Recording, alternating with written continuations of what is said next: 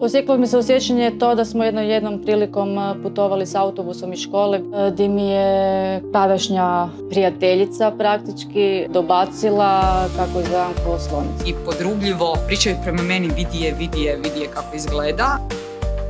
Sjećala sam se u biti ko da nemam samopouzdanja, ko da se cijela planeta vide samo moje uši. Htjela bih samom operacijom vratiti si pouzdanje i okrenuti novu stranicu u svom životu.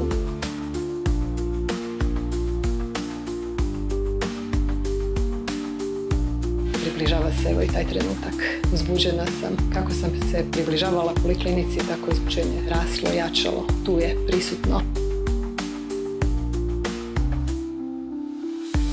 Rezultatom ne da sam oduševljena, nego sam prezadovoljna.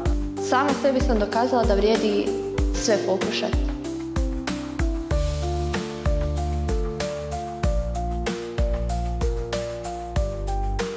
Mogu reći da tko god ima taj neki problem, ne ga riješi, nije ništa strašno.